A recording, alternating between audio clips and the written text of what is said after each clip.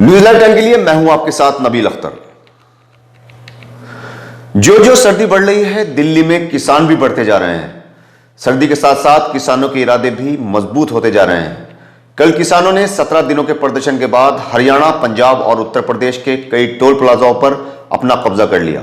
इसके साथ ही साथ आज से किसानों ने जयपुर दिल्ली हाईवे के जरिए राजस्थान के शाहजहांपुर से दिल्ली चलो मार्च शुरू करने और 14 दिसंबर की सुबह 8 बजे से शाम 5 बजे तक भूख हड़ताल पर बैठने की घोषणा कर दी है। इस बीच सभी टोल प्लाजाओं पर कब्जा करके सभी वाहनों को वहां से मुफ्त गुजारा गया।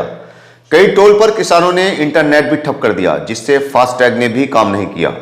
भारी संख्या में पुलिस मौके पर मौजूद रहकर किसानों को समझाती देखी गई, मगर किसानों ने उनकी एक नहीं सुनी। उधर कांग्रेस नेता राहुल गांधी ने किसान आंदोलन में शामिल हुए किसानों की मौत पर केंद्र सरकार को घेरा है। एक मीडिया रिपोर्ट में दावा किया गया है कि आंदोलन के दौरान अब तक 11 किसानों की मौतें हो चुकी हैं। ये किसान पंजाब और हरियाणा के रहने वाले थे। उन्होंने मरने वाले किसानों के परिवारों को मुआवजा दिए जाने की भी मांग की है। जिन कृषि कानूनों को लेकर यह आंदोलन चल रहा है, आखिर ये है क्या, आज हम आपको यहां पर समझा रहे हैं। दरअसल संसद में सितंबर में ये विधेयक पास किए गए। इसमें 3 कृषि विधेयक, कृषक उपज व्यापार और वाणिज्य विधेयक 2020, कृषक सशक्तिकरण और संरक्षण कीमत आश्वासन कृषि सेवा पर करार विधेयक 2020 और आवश्यक वस्तु संशोधन विधेयक पारित किए गए।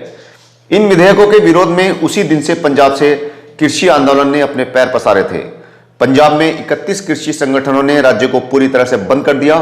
ट्रेनें थम गईं, टोल प्लाजा बंद कर दिए गए, रिलायंस के मॉल और पेट्रोल पंप बंद कर दिए गए, जियो सिम कार्ड का पंजाब में बहिष्कार कर दिया गया। अब किसानों ने दिल्ली में भूख हड़ताल करने का फैसला लिया है। नौजवानों में गुस्सा इतना बढ़ गया है कि उन्हें किसी की भी कही कोई भी बात बर्दाश्त नहीं होती और वो अपनी जिंदगी तक अपनी जिद और अहंकार पर न्यौछावर कर देते हैं।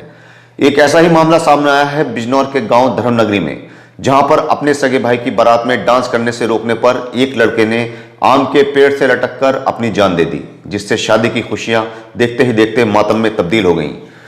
मनावर के गांव इनामपुरा के रहने वाले पवन की कल शादी थी। उसकी बारात बिजनौर के गांव धर्मनगरी गई थी। घुड़चढ़ी के दौरान पवन के छोटे भाई नितिन ने पहले अपने दोस्तों के साथ शराब पी और उसके बाद डांस करना शुरू कर दिया।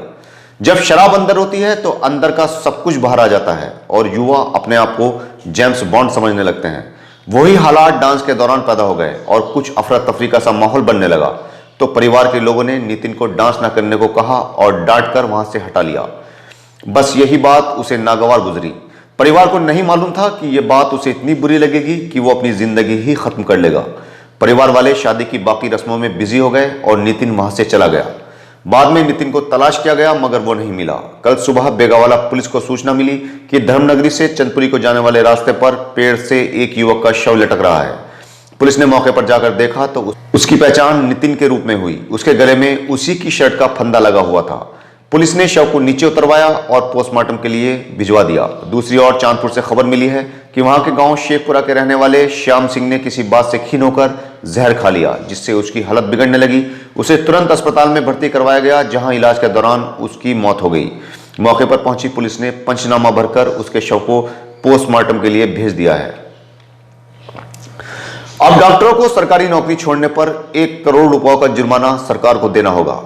यूपी की योगी सरकार ने डॉक्टरों को लेकर यह बड़ा फैसला लिया है। स्वास्थ्य विभाग के प्रमुख सचिव ने एक आदेश के माध्यम से कहा है कि पीजी करने के बाद डॉक्टरों को कम से कम 10 साल तक सरकारी अस्पताल में सेवाएं देनी होंगी।